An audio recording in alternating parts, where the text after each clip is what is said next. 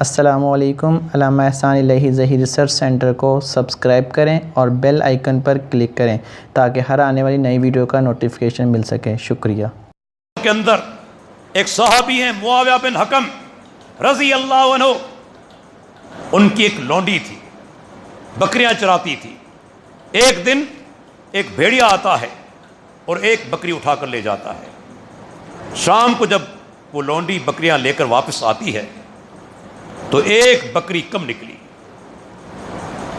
معاویہ بن حکم رضی اللہ عنہ نے سوال کیا، کہاں گئی؟ عورت نے جواب دیا، ایک بھیڑیا آیا اور اٹھا کر لے گیا۔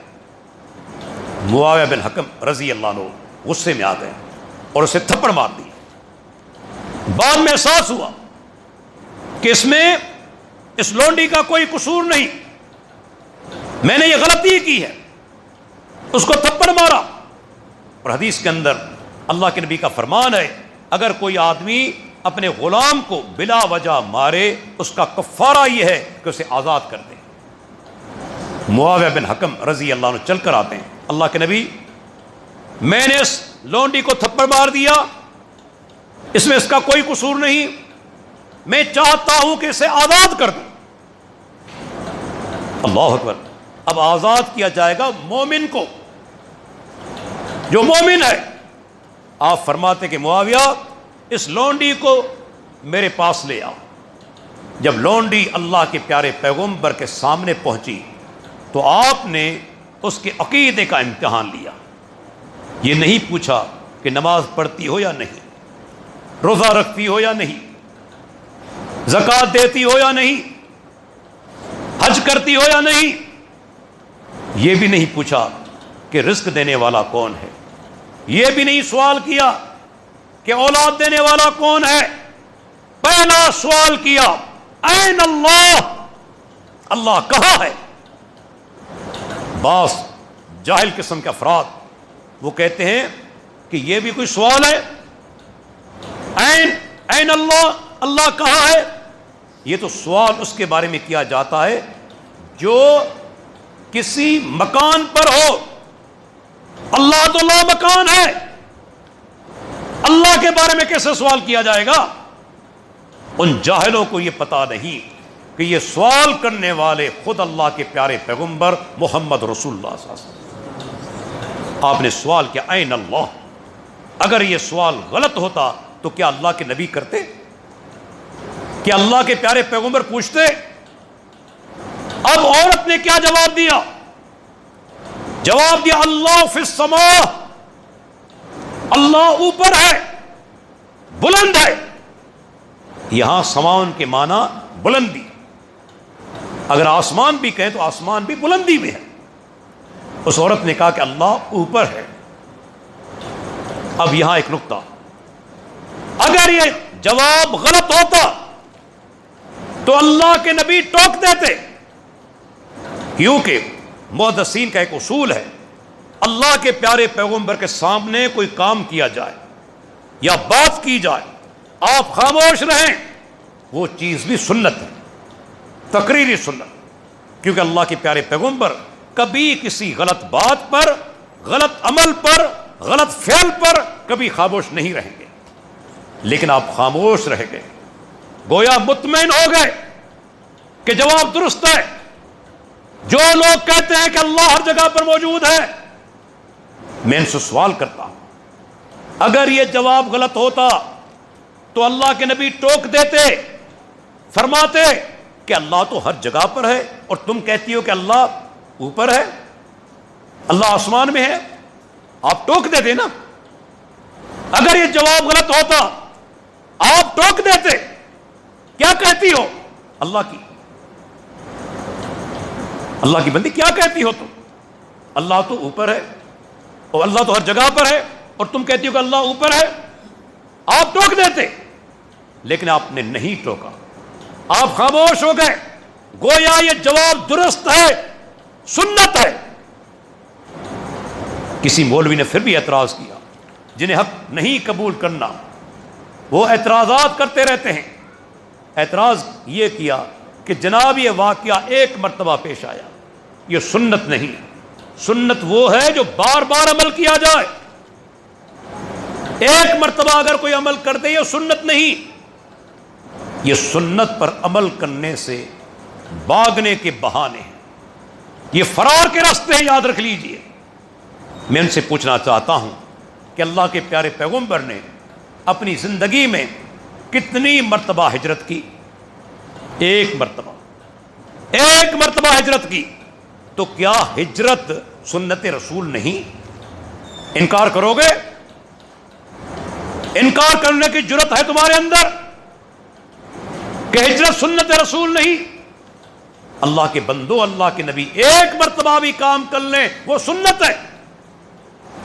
آپ نے اعتراض نہیں کیا لونڈی کے جواب پر. دوسرا سوال کیا, من انا, مجھے پہچانتی ہو میں کون ہوں؟ کہا انت رسول اللہ, اب اللہ کے رسول ہے. آپ نے فرمایا معاویہ تو آتقھا فإنھا مومنہ, اے معاویہ اس لونڈی کو آزاد کر دو, یہ لونڈی مومنہ ہے, جو گواہی دیتی کہ اللہ اوپر ہے. اور میں تو کہتا ہوں یہ چیز ہر مخلوق کی فطرت میں سمائی ہوئی ہے. جب آپ اللہ سے دعا کرتے ہیں تو آپ کے ہاتھ کہاں جاتے ہیں؟ آپ کے ہاتھ ہمیشہ اوپر جاتے ہیں. جن کا عقیدہ ہے کہ اللہ ہر جگہ پر موجود ہے, کبھی دعا کرتے ہوئے ان کے ہاتھ اس طرح نیچے گئے؟ کبھی دائیں طرف ہاتھ اٹھائے, بائیں طرف ہاتھ اٹھائے, ان کے ہاتھ بھی اوپر جاتے ہیں. گویا ان کی فطرت بھی کہتی ہے کہ اللہ اوپر ہے. مسلمان تو کیا, غیر مسلم بھی, آپ نے کئی مرتبہ سنا ہوگا, یہ ہندو غیر مسلم یہ بھی اللہ کا ذکر کرتے ہیں تو کیا کہتے ہیں کہ اوپر والا. کیا کہتے ہیں؟ اوپر والا. کبھی انہوں نے کہا کہ نیچے والا؟ کبھی سنا ان کی زبان سے نیچے والا؟ گویا ان کی فطرت بھی کہتی کہ اللہ اوپر ہے. تمام مخلوق کی فطرت, یہ چھوٹی سی چونٹی, اس کی فطرت بھی یہی کہتی کہ اللہ اوپر ہے. جو زمین میں دفن ہیں, زمین پر چل رہے ہیں, یہ کبھی بھی مشکل کشا نہیں ہو سکتے, حاجت روا نہیں ہو سکتے. حاجت روا وہ ہے, مشکل کشا وہ ہے جو عرش پر مستوی ہے. اب چھوٹی سی چونٹی اللہ سے دعا کر رہی ہے, اور دعا کے الفاظ سن لیجئے. آج بڑے بڑے doctor, MBBS, PhD, chartered accountant, اعلیٰ تعلیم یافتہ, لیکن میں کہتا ہوں انہیں اللہ سے دعا کرنے کا سلیقہ نہ آیا. یا اللہ فلاں کے طفیل, فلاں کے وسیلے, دعا میں یہی کہتے ہیں نا, فلاں کے وسیلے, فلاں کے طفیل. اللہ سے ڈائریکٹ دعا نہیں کرتے. یہ چھوٹی سی چونٹی اللہ سے ڈائریکٹ دعا مانگ رہی ہے, کسی کا واسطہ, وسیلہ اور طفیل نہیں. یہ پورا قرآن اٹھا کر دیکھ لیجیے, یہ قرآن دعاؤں کے ساتھ بھرا ہوا ہے. مجھے ایک دعا دکھا دیں جس کے اندر کسی کا واسطہ ہو, طفیل ہو یا وسیلہ ہو. مومنین کی دعائیں, مجاہدین کی دعائیں, انبیاء کرام کی دعائیں, ساری کی ساری دعائیں ڈائریکٹ اللہ سے ہیں. یہ چھوٹی سی چونٹی پر اللہ سے دعا کر رہی ہے, اور دعا کے الفاظ کیا ہیں؟ اللہم انا خلق من خلقک لیس بنا غنن سکیان. اے اللہ ہم بھی تیری مخلوق میں سے ایک مخلوق ہیں, یا اللہ ہم تیری بارش سے بے نیاز نہیں, ہم بھی حاجت مند ہیں. کسی نے الفاظ نہیں سنے, لیکن سلیمان علیہ السلام پر اللہ تعالیٰ کا خصوصی فضل تھا, مہربانی تھی. انہوں نے آواز سن لی اور سمجھ بھی لی. یہ چونٹی آپ دیکھتے ہیں نا, یہ بھی آپس میں بات کرتی ہیں. کبھی آپ نے نوٹ کیا دیوار پر چڑھتے ہوئے, نیچے اترتے ہوئے آپس میں منہ سے ملاتی ہیں, یہ بھی بات کرتی ہیں, لیکن میں اور آپ نہ سن سکتے ہیں نہ سمجھ سکتے ہیں. اللہ تعالیٰ نے سلیمان علیہ السلام پر فضل کیا, مہربانی کی, آواز سن بھی لی اور سمجھ بھی لی. اب چونٹی کیا کہہ رہی ہے؟ اے اللہ ہم تیری مخلوق میں سے ایک مخلوق ہیں, تیری بارش سے بے نیاز نہیں. جب سلیمان علیہ السلام نے یہ الفاظ سنے تو کیا کہا؟ ارجعوا فقد سقیتم بدعوت غیرکم. ساتھیوں لوٹ کر چلو, لوٹ کر چلو, تم سے پہلے اللہ نے اپنی مخلوق کسی اور مخلوق کی دعا کو قبول کر لیا ہے. ابھی لوٹتے ہیں, بارش شروع ہو گئی. اللہ تعالیٰ نے ایک چونٹی کی دعا کو قبول کر لیا, اور اللہ تعالیٰ چاہے تو کافر کی دعا کو بھی قبول کر لے. کافر جو دشمن ہے اللہ کا, مشرک جو اللہ کا دشمن ہے, اللہ کے پیارے پیغمبر نے مکہ فتح فرمایا 8 ہجری میں. آپ نے آرڈر جاری کیا, 4 کافر ایسے ہیں اگر بیت اللہ کے پردوں سے چمٹ جائیں تب بھی انہیں قتل کرنا ہے.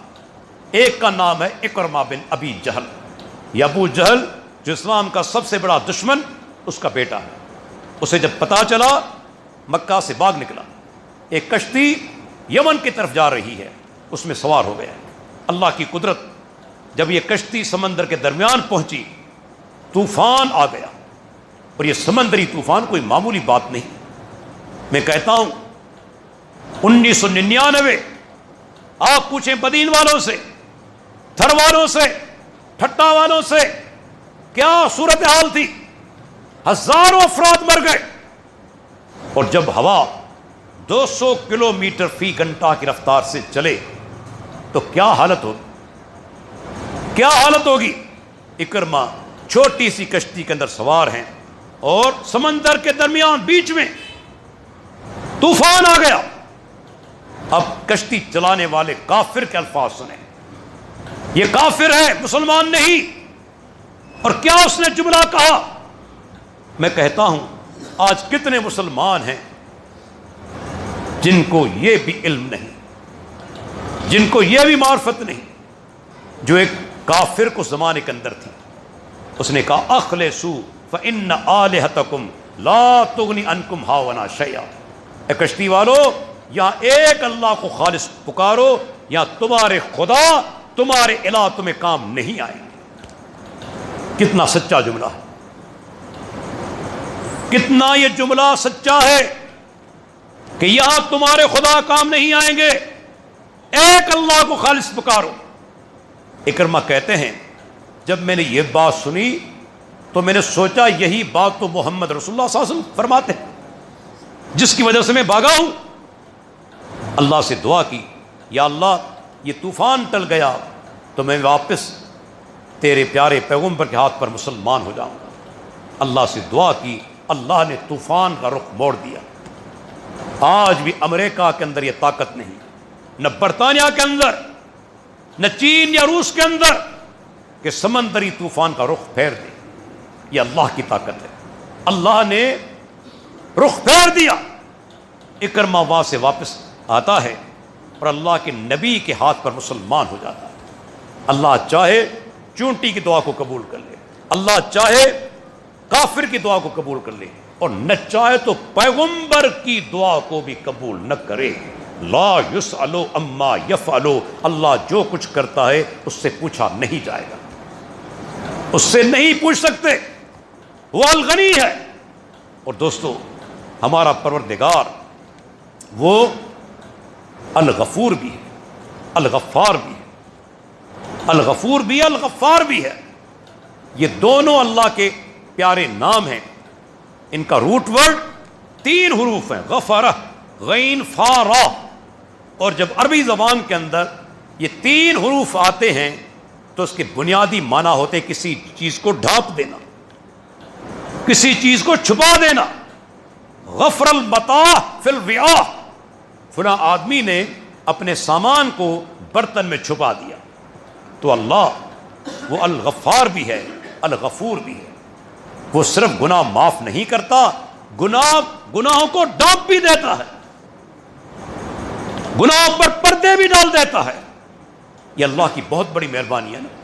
اگر وہ صرف معاف کرے لیکن ڈھانپے نہ, ان پر پردہ نہ ڈالے, تو آج ہم ایک دوسرے کے سامنے بیٹھے ہوتے. سارے انسان گناہ گار ہیں, ہر آدمی گناہ گار ہے, ایک دوسرے کو چہرہ دکھانے کے قابل نہ ہوتے. لیکن یہ اس کی مہربانی ہے, وہ گناہوں کو معاف بھی کرتا ہے اور ڈانپ بھی دیتا ہے. اور دونوں ناموں کے درمیان فرق بھی ہے. الغفور کے معنی وہ گناہوں کو معاف بھی کرتا ہے, ڈھانپتا بھی ہے, چاہے گناہ تعداد میں کتنے بھی ہوں۔ الغفار کے معنی یہ ہے، الغفار کے معنی معاف بھی کرتا ہے، ڈانپ بھی دیتا ہے، چاہے گناہ کتنے بڑے کیوں نہ ہوں، تعداد میں کتنے کیوں نہ ہوں، بڑے کیوں نہ ہوں، اللہ معاف بھی کرتا ہے اور ڈانپ بھی دیتا ہے۔ اور اللہ کا ایک نام یہ بھی ہے کہ وہ الودود ہے، اپنے بندوں سے بے انتہا محبت کرتا ہے۔ اس قدر محبت ماں اپنے بچے کے ساتھ نہیں کرتی جس قدر محبت اللہ تعالیٰ اپنے بندوں سے کرتا ہے۔ دیکھیں سیدہ عائشہ رضی اللہ عنہا نے اللہ کے نبی سے پوچھا، یا رسول اللہ اگر مجھے لیلۃ القدر مل جائے اللہ سے کون سی دعا کروں، کیا دعا مانگوں؟ کتنی دعائیں ہو سکتی ہیں، صحت کے لیے، تندرستی کے لیے، رزق حلال کے لیے، اولاد کے لیے، یہ ساری دعائیں مانگنا جائز ہے، لیکن اللہ کے پیارے پیغمبر نے لیلۃ القدر کے حوالے سے ایک ہی دعا سکھلائی، اللہم انک عفو تحب العفو فاعف عنی، اے اللہ تو معاف کرنے والا ہے، بندوں کے گناہ تو معاف کرنے والا ہے اور تجھے معافی دینا پسند ہے۔ کہیں یہ الفاظ آپ نے پڑھے کہ اللہ کو عذاب دینا پسند ہے؟ نہیں، اللہ کو معافی دینا پسند ہے، وہ بندوں کے گناہوں کو معاف کرتا ہے۔ یہ تو بندہ خود بدبخت ہو جائے، اللہ کی رحمت سے دور ہو جائے، اللہ اپنے بندوں کو چاہتا ہے کہ اس کے گناہ بخش دے، اسے معافی دینا پسند ہے، عذاب دینا نہیں۔ اور فرمایا فاعف عنی، اے اللہ پس میرے گناہ معاف کر دے۔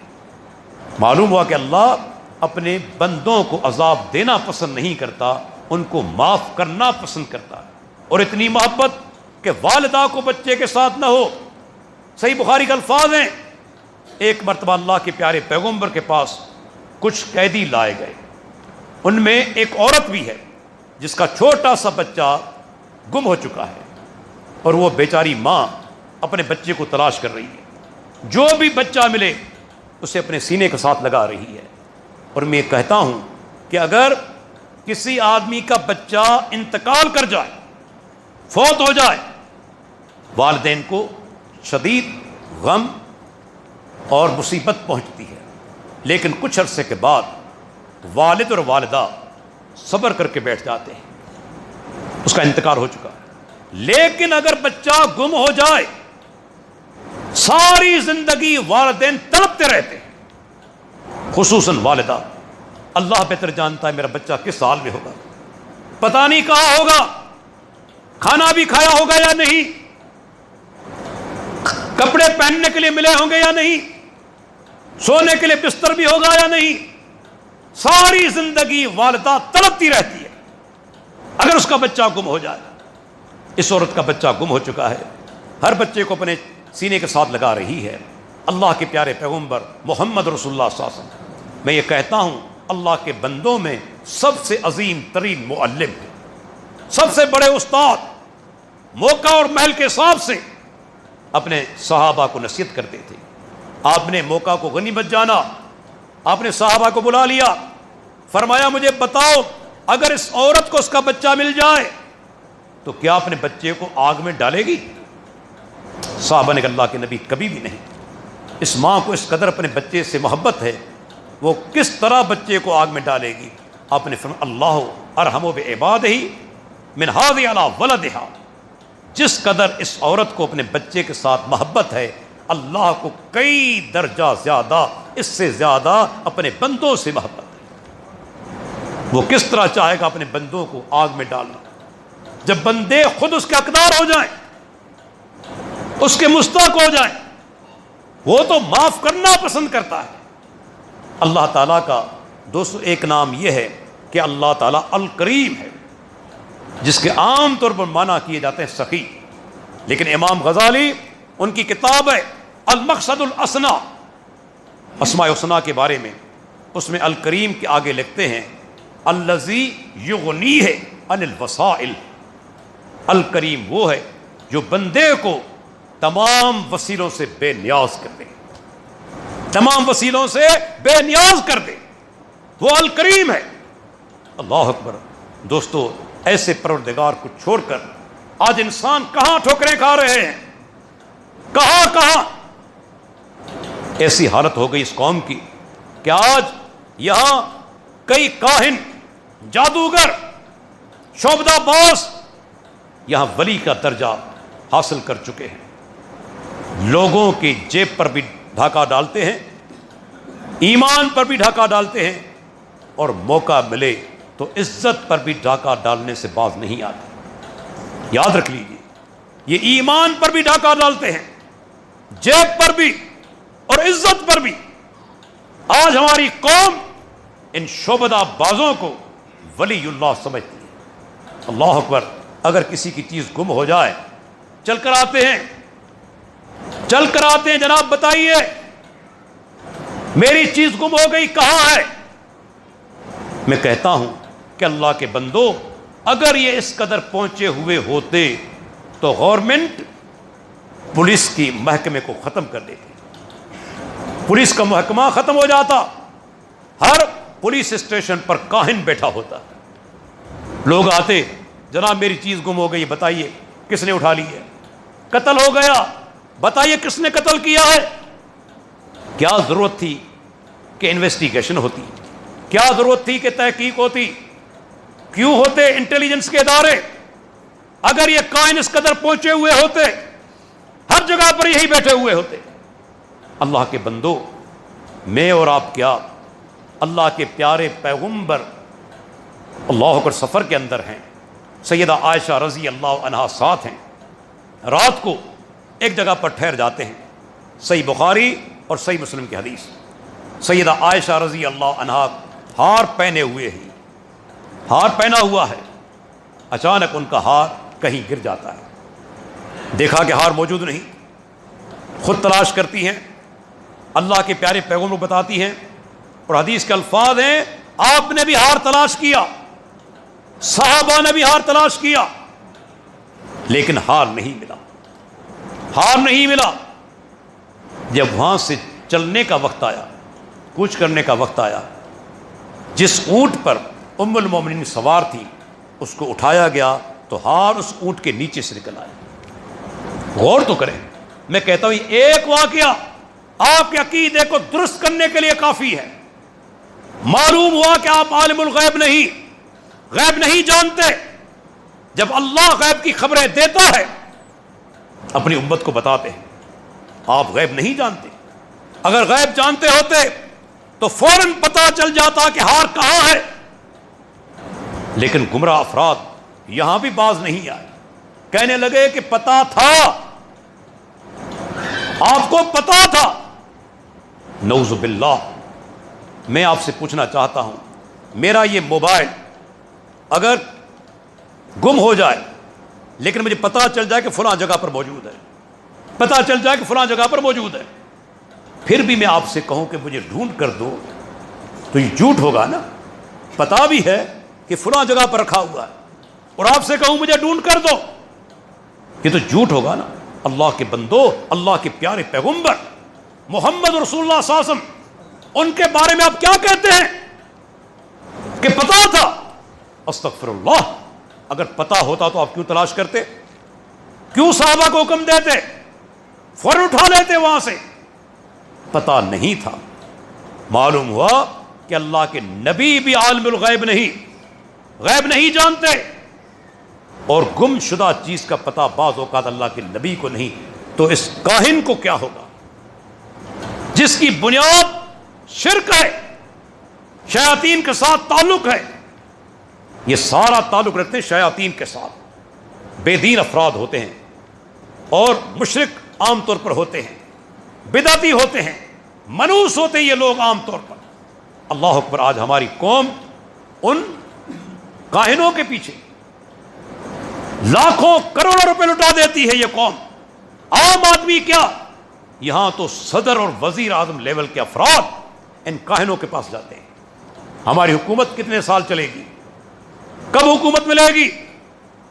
ان کاہنوں کے مرید یہ وزیر اعظم اور صدر بھی ہے. استغفر اللہ. مجھے بتائیں اس قوم کی حالت کیا ہوگی. آج ہماری ایمانی کمزوری کی حالت دیکھ لیں. گلے کے اندر تعویذ بندھے ہوئے, داغے بندھے ہوئے. کئی مولوی ہیں جن کا کاروبار یہ ہے, داغے اور تعویذ. اللہ کے نبی کا فرمان ہے, من علق تمیمۃ فقد اشرک. جس نے تمیمہ لٹکایا اس نے شرک کیا. اور تمیمہ کے معنی کیا ہے؟ الموجم الوسیط, عربی لغت مشہور ہے, اس کے اندر لکھا ہوا ہے تمیمہ کے سامنے ما یعلق فی العنق لدفع العین. جو چیز گلے کے اندر لٹکائی جائے تاکہ بد نظر سے بچ جاؤں, وہ چیز تمیمہ ہے. جو بھی چیز گلے کے اندر لٹکائی جائے بد نظر سے بچنے کے لیے وہ تمیمہ ہے. آج کتنے لوگ ہیں جو گلے کے اندر تعویذ بندھے, بعض ایسے تعویذ جن کے اندر قرآن لکھا ہوا. اللہ کے بندو, یہ تعویذ باندھ کر تم قضاء حاجت کرتے ہو, پیشاب کرتے ہو, بیوی کے ساتھ ہم بستری کرتے ہو. یہ قرآن کی عزت ہے یا توہین ہے؟ یہ قرآن اس لیے آیا ہے کہ اس کو گلے کے اندر باندھا جائے. قرآن تو اس لیے ہے کہ ہم پڑھیں, معنی سمجھیں, عمل کریں, اس کے مطابق عقیدہ بنائیں. قرآن اس لیے نہیں آیا کہ اسے گلے کے اندر باندھا جائے. کتنے لوگ ہیں, خواتین خصوصاً, ایمانی کمزوری عام طور پر عورتوں کے اندر زیادہ ہوتی ہے. ضعیف الاعتقادی, وہم پرستی خواتین کے اندر زیادہ ہوتی ہے. دیکھیں حدیث ہے مصنف ابن ابی شیبہ کی صحیح سند کے ساتھ, سیدنا عبداللہ بن مسعود رضی اللہ عنہ اپنے گھر آتے ہیں, دیکھا کہ بیوی زینب کے گلے کے اندر داغا بندھا ہوا ہے. پوچھا زینب یہ داغا کیوں باندھا ہے؟ یہاں ایک نقطہ ہے میں عام طور پر بیان کرتا ہوں کہ اگر صحابہ کے دور میں داغے باندھنے کا رواج ہوتا تو کبھی عبداللہ بن مسعود بیوی سے نہ پوچھتے. کبھی آپ نے پوچھا کسی سے کہ تم نے جوتی کیوں پہنی ہوئی ہے؟ کبھی آپ نے کسی سے سوال کیا کہ ٹوپی کیوں پہنی ہوئی ہے؟ سب جانتے ہیں ٹوپی پہنی جاتی ہے, سب جانتے ہیں کہ جوتی پہنی جاتی ہے. لیکن ابن مسعود اگر بیوی سے سوال کرتے ہیں تو ثابت ہوا اس دور کے اندر داغے باندھنے کا رواج نہیں تھا. بیوی نے جواب دیا میری آنکھوں کے اندر تکلیف تھی, ایک یہودی نے مجھے پکڑ کر دیا, میں نے گلے کے اندر باندھ دیا, مجھے فائدہ ہو گیا. یہاں 2-3 نکات ہیں اس کے اندر کہ بعض اوقات ناجائز چیز سے بھی فائدہ ہو جاتا ہے. فائدہ ہو گیا تو کیا وہ چیز جائز ہو جائے گی؟ کیا کسی چیز سے فائدہ ہو جائے تو کیا وہ چیز حلال ہو جائے گی؟ تھوڑے بہت فائدے تو شراب کے اندر بھی ہیں, شراب کے اندر بھی ہے نا فائدے. اللہ نے فرمایا تو آپ شراب کو حلال قرار دیں گے؟ نہیں, ہم اسے جائز سمجھیں گے جس کو اللہ نے جائز کہا, اللہ کے نبی نے جائز کہا. جس کو اللہ اور اس کے نبی نے ناجائز کہا, چاہے کتنے فائدے ہوں, ہمارے لیے وہ حرام اور ناجائز. ابن مسعود نے یہ نہیں کہا کہ زینب فائدہ ہو چکا ہے تو داغا بندھا ہی رہے. نہیں, فائدہ ہونا یہ حلال ہونے کی دلیل نہیں. اپنا ہاتھ آگے بڑھایا, بیوی سے نہیں کہا, اپنا ہاتھ آگے بڑھایا اور داغے کو توڑ کر دور پھینکا. اور کیا کہا؟ انتم آل عبداللہ لاغنیاء عن الشرک. اے عبداللہ کی بیوی, عبداللہ کے گھر والوں, تمہیں شرک کی ضرورت نہیں. اور یہاں نقطہ جو ہے آپ نوٹ کریں کہ ابن مسعود نے داغے کو شرک قرار دیا, داغے کو شرک قرار دیا عبداللہ بن مسعود رضی اللہ عنہ نے.